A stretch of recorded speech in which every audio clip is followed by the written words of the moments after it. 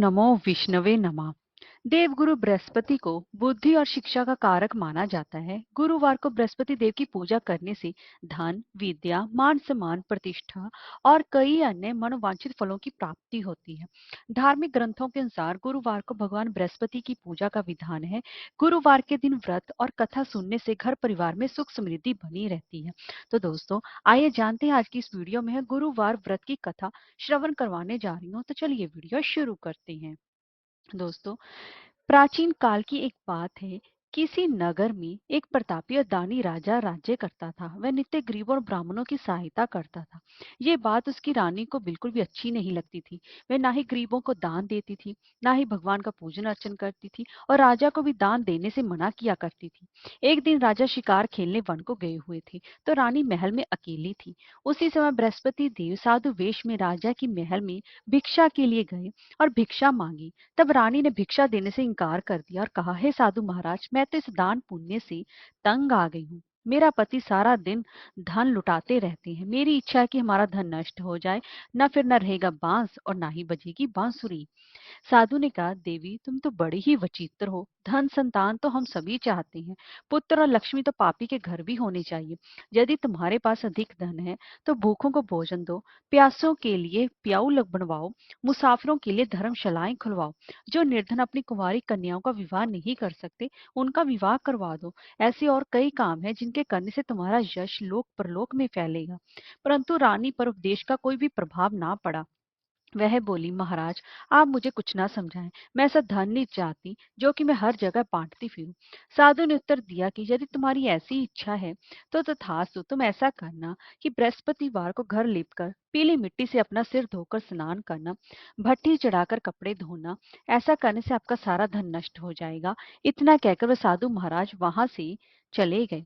साधु के अनुसार कई बातों को पूरा करते हुए रानी को केवल 3 बृहस्पतिवार ही बीते थे कि उसकी समस्त धन संपत्ति सारी नष्ट हो गई।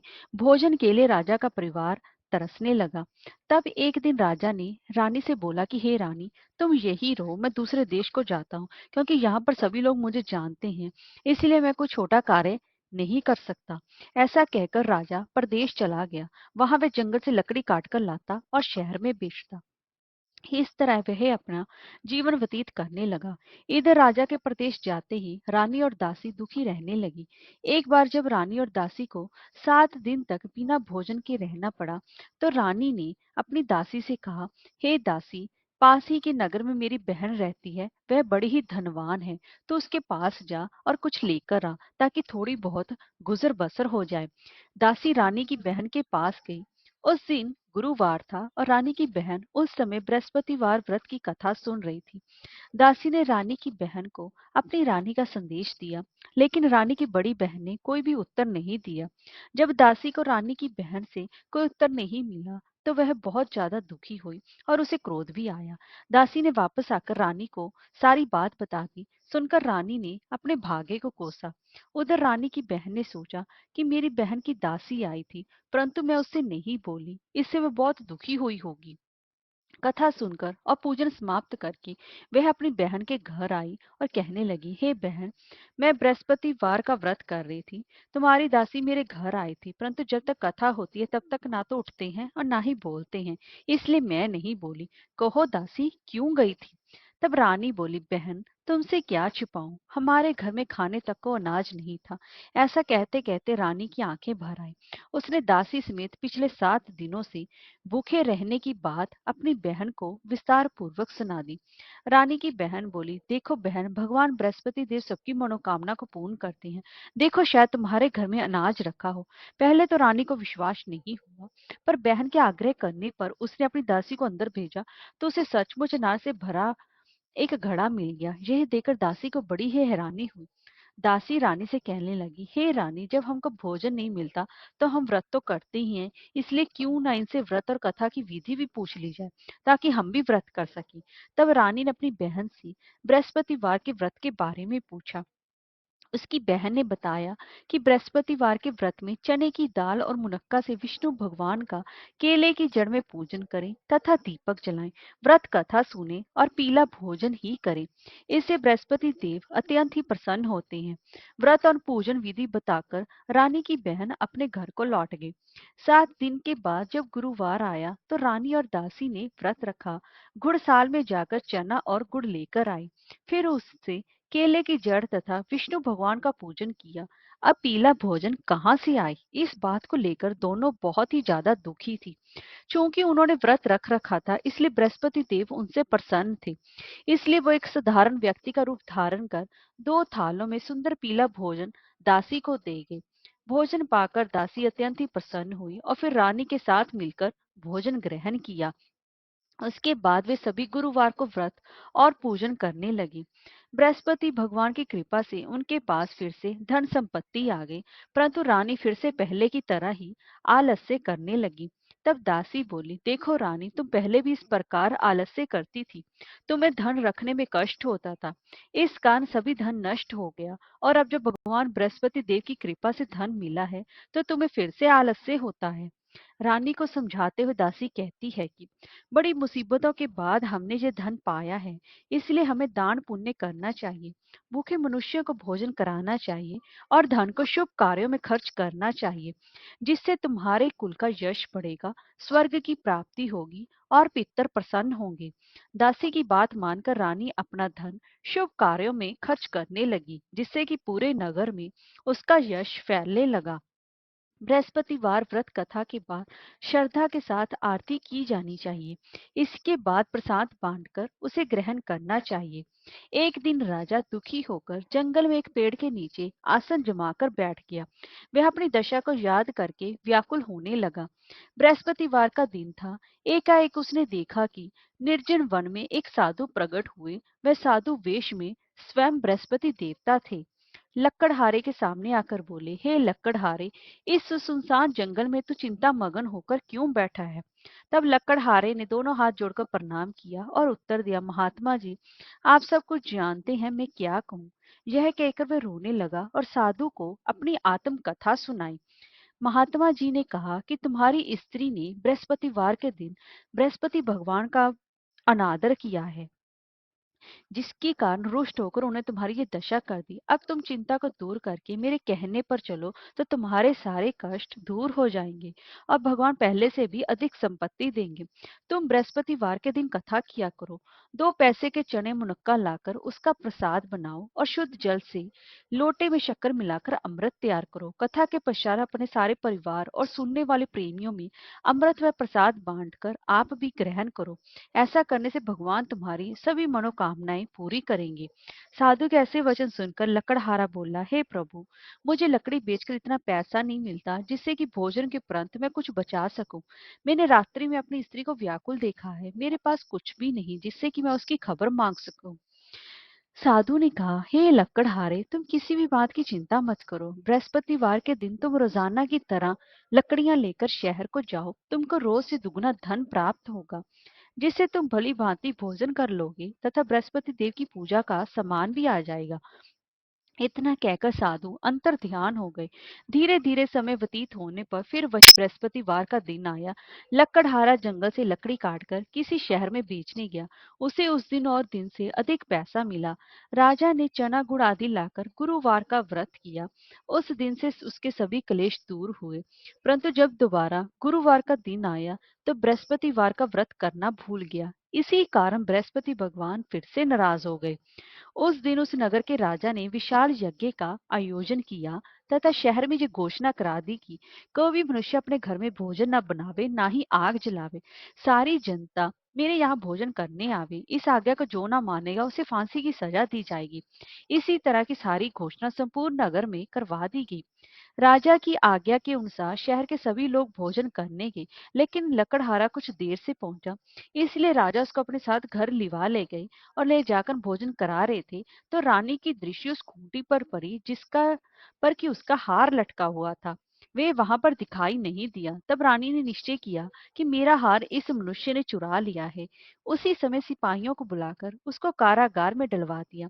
जब लक्कड़हारा कारागार में पड़ गया तो बहुत दुखी होकर विचार करने लगा कि ना जाने कौन से पूर्व जन्म के कर्म से मुझे ये दुख प्राप्त हुआ है। तभी उसी साधु को याद करने लगा जो कि उसे जंगल में मिला था। उसी समय तत्काल बृहस्पति देव साधु के रूप में प्रकट हुए और उसकी दशा को देखकर कहने लगे, अरे मूर्ख, तूने बृहस्पति देव की कथा नहीं करी, इस कारण तुझे दुख प्राप्त हुआ है। अब चिंता मत कर। बृहस्पतिवार के दिन कारागार के दरवाजे के पास 4 पैसे पड़े मिलेंगे। उनसे तू बृहस्पति देव की पूजा करना, तेरे सभी कष्ट दूर हो जाएंगे। बृहस्पतिवार के दिन उसे 4 पैसे मिले। लकड़हारे ने कथा कही। उसी रात्रि को बृहस्पति देव ने उस नगर के राजा को स्वप्न में कहा, हे राजा, तुमने जिस आदमी को कारागार में बंद कर दिया है वह निर्दोष है, वह राजा है, उसे छोड़ देना।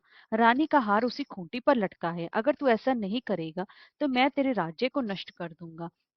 इस तरह रात्रि के स्वप्न को देखकर राजा प्रातः काल उठा और खूंटी पर हार देकर लकड़हारे को बुलाकर क्षमा मांगी तथा लकड़हारे को योग्य सुंदर वस्त्र आभूषण देकर विदा कर दिया। बृहस्पति देव की आज्ञा अनुसार लकड़हारा अपने नगर को चल दिया। राजा जब अपने नगर के निकट पहुंचा तो उसे बहुत ही बड़ा आश्चर्य हुआ। नगर में पहले से अधिक बाग, तालाब, कुएं तथा बहुत सी धर्मशाला, मंदिर आदि बन गई हैं। राजा ने पूछा, ये किसका भाग और धर्मशाला है? तब नगर के सब लोग कहने लगे, ये सब रानी और बांदी के हैं। तो राजा को आश्चर्य भी हुआ और गुस्सा भी आया। रानी ने जब ये खबर सुनी कि राजा आ रहे हैं तो उन्होंने बांदी से कहा, हे दासी, देख राजा हमको कितनी बुरी हालत में छोड़ गए थे। हमारी ऐसी हालत देखकर वे लौट ना जाएं, इसलिए तू दरवाजे पर खड़ी हो जा। आज्ञा अनुसार दासी दरवाजे पर खड़ी हो गई। राजा आए तूने अपने साथ लिवा लाई। तब राजा ने क्रोध करके अपनी रानी से पूछा, ये धन तुम्हें कैसे प्राप्त हुआ? तब उन्होंने कहा, हमें ये सब धन बृहस्पति देव के इस व्रत के प्रभाव से प्राप्त हुआ है। तब रानी ने निश्चय किया कि 7 रोज बाद सभी बृहस्पति देव का पूजन करते हैं, परंतु मैं प्रतिदिन दिन में 3 बार कहानी तथा रोज व्रत किया करूंगा। अब हर समय राजा के दुपट्टे में चने की दाल बंधी रहती तथा दिन में 3 बार वह कहानी करता कहता। एक रोज राजा ने विचार किया, चलो अपनी बहन के यहाँ हो आवे। इस तरह निश्चय करके राजा घोड़े पर सवार होकर अपनी बहन के यहाँ को चलने लगा। मार्ग में उसने देखा कि कुछ आदमी एक मुर्दे को लिए जा रहे हैं। उन्हें रोक कर राजा कहने लगा, अरे भाइयों, मेरे बृहस्पति देव की कथा सुन लो। वे बोले, लो, हमारा तो आदमी मर गया, इसको अपनी कथा की पड़ी है। परंतु कुछ आदमी बोले, अच्छा कहो, हम तुम्हारी कथा भी सुनेंगे। राजा ने दाल निकाली और जब कथा आधी हुई थी कि मुर्दा हिलने लग गया और जब कथा समाप्त हो गई तो राम राम करके मनुष्य उठकर खड़ा हो गया। आगे मार्ग में उसे एक किसान खेत में हल चलाता मिला। राजा ने उसे देख कर उससे बोले, अरे भैया, तुम मेरी बृहस्पतिवार की कथा सुन लो।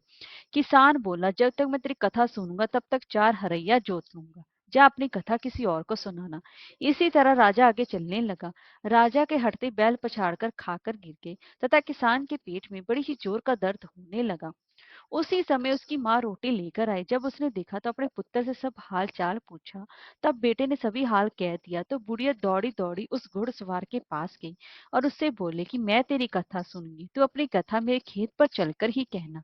राजा ने बुढ़िया के खेत पर जाकर कथा कही, जिसके सुनते हुए बैल उठकर खड़ा हो गया तथा किसान के पेट का दर्द भी बंद हो गया। तब राजा अपनी बहन के घर पहुंचा। बहन ने भाई की खूब मेहमानी की। दूसरे रोज प्रातःकाल राजा जगा तो देखने लगा कि सभी लोग भोजन कर रहे हैं। राजा ने अपनी बहन से कहा, ऐसा कोई मनुष्य है जिसने भोजन ना किया हो? मेरी बृहस्पतिवार की कथा सुन ले। बहन बोली, हे भैया, ये देश ऐसा ही है, पहले यहाँ लोग भोजन करते हैं, बाद में अनेक काम करते हैं। अगर कोई पड़ोस में हो तो मैं देख आऊं। वह ऐसा कहकर देखने चलेगी, परंतु उसे कोई भी ऐसा व्यक्ति नहीं मिला जिसने की भोजन ना किया हो। अंततः वह एक कुम्हार के घर गए जिसका लड़का बीमार था। उसे मालूम हुआ कि उनके यहाँ 3 रोज से किसी ने भोजन नहीं किया है। रानी ने अपने भाई की कथा सुनने के लिए कुमार से कहा तो वह तैयार हो गया। राजा ने जाकर बृहस्पतिवार की कथा कही, जिसको सुनकर उसका लड़का ठीक हो गया। अब तो राजा की प्रशंसा होने लगी। एक रोज राजा ने अपनी बहन से कहा, हे बहन, हम अपने घर को जाएंगे, तुम भी तैयार हो जाओ। राजा की बहन ने अपनी सास से कहा। सास ने कहा, हाँ चली जा, परंतु अपने लड़कों को मत ले जाना, क्योंकि तेरे भाई के कोई भी औलाद नहीं है। बहन ने अपनी भैया से कहा, हे भैया, मैं तो चलूंगी पर कोई बालक नहीं जाएगा।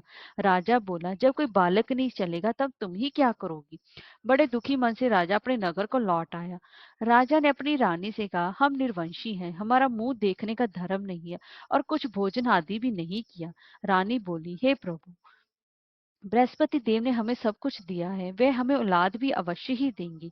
उसी रात को बृहस्पति देव ने राजा से स्वप्न में कहा, हे राजा, उठ, सभी सोच त्याग दे, तेरी रानी गर्भ से है। राजा की ये बात सुनकर उसको बड़ी ही राजा को बहुत ज्यादा खुशी हुई। 9वें महीने में उसके गर्भ से एक सुंदर पुत्र पैदा हुआ। तब राजा बोला, हे रानी, स्त्री बिना भोजन के रह सकती है पर बिना कहे नहीं रह सकती। जब मेरी बहन आवे तो मुझसे कुछ कहना मत। रानी ने सुनकर हाँ कर दिया। जब राजा की बहन ने ये शुभ समाचार सुना तो वह बहुत खुश हुई तथा बधाई लेकर अपने भाई के यहाँ आई। तभी रानी ने कहा, घोड़ा चढ़कर तो नहीं आई, गधा चढ़ी आई। राजा की बहन बोली, भाभी, अगर मैं इस प्रकार ना कहती तो तुम्हें औलाद कैसे मिलती? बृहस्पति देव ऐसे ही हैं, जैसे जिसके मन में कामनाएं हैं सभी को पूर्ण करते हैं। जो सद्भावना पूर्वक बृहस्पतिवार का व्रत करता है एवं कथा पढ़ता है अथवा सुनता है और दूसरों को सुनाता है, बृहस्पति देव उसकी सभी मनोकामनाएं अवश्य ही पूरी करते हैं। भगवान बृहस्पति देव उसकी सदैव रक्षा करते हैं। संसार में जो मनुष्य सद्भावना से भगवान जी का पूजन व्रत सच्चे हृदय से करते हैं तो उनकी सभी मनोकामनाएं पूर्ण करते हैं। जैसी सच्ची भावना से रानी और राजा ने उनकी कथा का गुणगान किया तो उनकी सभी इच्छाएं बृहस्पति देव भगवान जी ने पूर्ण कर दी। इसलिए पूर्ण कथा सुनने के बाद प्रसाद लेकर जाना चाहिए। हृदय से उनका मनन करते हुए जयकारा बोलना चाहिए। बोलो बृहस्पति देव भगवान की जय, भगवान विष्णु की जय। हरे कृष्णा, राधे राधे।